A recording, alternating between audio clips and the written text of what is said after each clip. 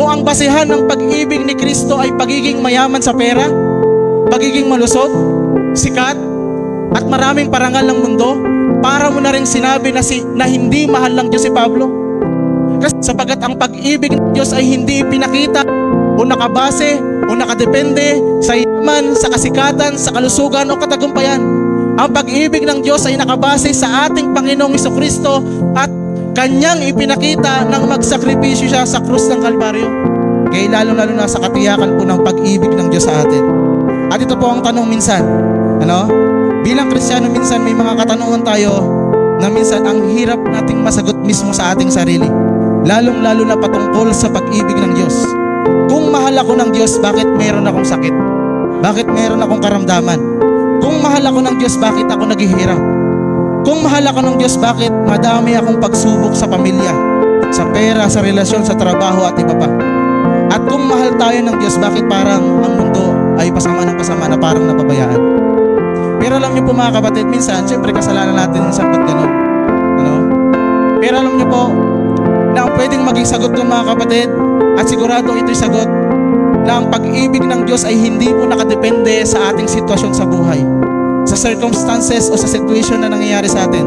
The love of God is not dependent on our circumstances. Ang pag-ibig ng Diyos ay hindi po nakadepende sa nangyayari sa atin. Ang sabi po ng Romans chapter 8 verse 35, sino ang maghihiwalay sa atin sa pag-ibig ni Kristo?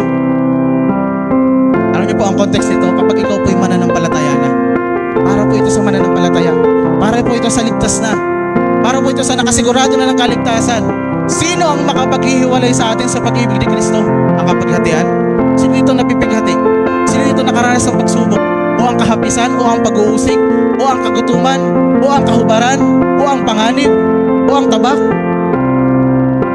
Sapagkat ako'y naniniwalang lubos na kahit ang kamatayan man, kahit ang buhay, kahit ang mga anghel, kahit ang mga pamunuan, kahit ang mga bagay na kasalukuyan, kahit ang mga bagay na darating, kahit ang mga kapangyarihan, kahit ang kataasan, kahit ang kababaan, kahit ang alinmang ibang nilalang ay hindi makapaghihiwalay sa atin sa pag-ibig ng Diyos na kay Kristo Jesus na Panginoon natin.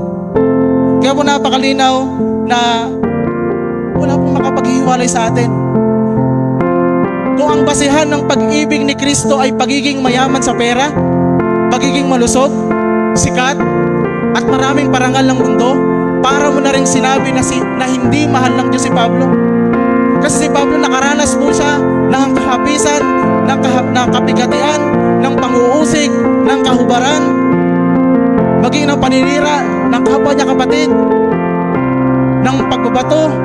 Binabato po siya, pinarusahan po siya, kinulong po siya, nakaranas po siya mawalan.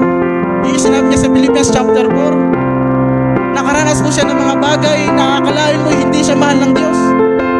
Pero si Pablo ay mahal ng Diyos sapagkat sinabi niya, walang makakapaghiwalay sa atin sa pag-ibig ng Diyos. Sa context po yan ng pagiging Kristiyano mga kapatid, kung ikaw ay ligtas. Sapagkat ang pag-ibig ng Diyos ay hindi pinakita o nakabase o nakadepende sa yaman, sa kasikatan, sa kalusugan o katagumpayan. Ang pag-ibig ng Diyos ay nakabase sa ating Panginoong Jesucristo at Kanyang ipinakita nang magsakripisyo siya sa krus ng Kalbaryo. Ano pong sabi po ng Romans chapter 5 verse 8? Katapat ipinakikita ng Diyos ang Kanyang sariling pag-ibig sa atin na nang tayo'y makasalanan pa ay namatay si Kristo dahil sa atin. Balik po tayo sa statement na nilagay ko. Alam niyo po, akala ng tao ang isang palatandaan na mahal siya ng Diyos ay sikat siya. Ang palatandaan ng isang pag-ibig ng Diyos minsan siya ay matagumpay. Maraming mga natanggap na material na bagay o kaya marami siyang pera. Na minsan sabihin ng tao, mahal na mahal ng Diyos yun. Hindi ho. Sapagkat ipinakita ng Diyos ang Kanyang pag-ibig sa atin nung si Kristo ay namatay dahil sa atin. Unconditional lang. Alam mo pong sabi ng Bible? In this was manifested the love of God toward us, because that God sent His only begotten Son into the world that we might live through Him. Ang pag-ibig ng Diyos, ang Ang pag-ibig ng Diyos ay nagmanifest nung ibinigay ang kanyang bugtong na anak. At alam niyo po ang nakakalungkot, at ito pang sabi ng isang theologian o isang pastor, the greatest sorrow and burden you can lay to the Father, on the Father, the greatest unkindness you can do to Him is not believe that He loves you. Na minsan, akala natin na pabayaan na tayo ng Panginoon o pinarasahan tayo ng Panginoon dahil may mga pangyayari sa ating buhay na hindi maganda. Pero mga kapatid, hindi po ito nakabase ang pag-ibig ng Diyos sa atin. Nung makasalanan pa tayo, nung hindi pa natin hinahanap ang Diyos, nung may pagkakataon na wala tayong idea na mahal tayo ng Diyos, minahal na tayo ng Diyos. Amen?